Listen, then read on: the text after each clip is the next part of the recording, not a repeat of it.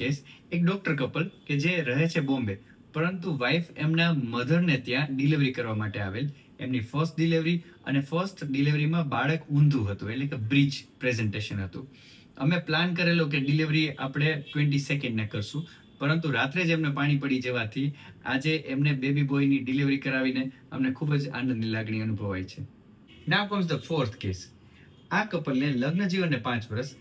એ લોકો છેલ્લા 2 વર્ષથી પ્રેગ્નન્સી રાખવાની ટ્રાય કરતા હતા, અને એમને 2 વાર મિસ્ડ એબોર્શન થઈ ગયું. સેકન્ડ મિસ્ડ એબોર્શનમાં તો બાળકમાં અંદર જીનેટિક ખોટખાપણ ડાયગ્નોસિસ કર્યા બાદ એને એબોર્ટ કરાવડાવવું પડ્યું. હસબન્ડના સિમેન્ટ કાઉન્ટ બોર્ડર લાઈન ઓછા. વાઇફનો એએમએચ તો યંગ એજમાં એએમએચ ખાલી 1.5 જ હતો. વી એડવાઇઝ કે તમે જીનેટિક રિપોર્ટ હસબન્ડ વાઇફના પણ કરાવો. હસબન્ડના સ્પર્મનો ડીએનએ ફ્રેગમેન્ટેશન ઇન્ડેક્સ કરાવડાવ્યો. બધા રિપોર્ટ્સ નોર્મલ આવ્યા. પછી વી એડવાઇઝ કે યુ ગો ફોર આઈવીએફ, કારણ કે એમાં પ્રેગ્નન્સી રહેવાના ચાન્સીસ એ વધી જશે, અને એમાં એમ્બ્રિયો સારા બનાવીને મૂકીએ તો રિઝલ્ટ મળવાના ચાન્સીસ વધારે સારા રહેતા હોય. એમને આઈવીએફમાં ફર્સ્ટ સાયકલમાં 3 બ્લાસ્ટોસિસ્ટ બન્યા.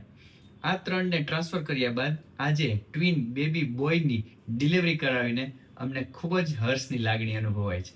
Thank you and follow for more.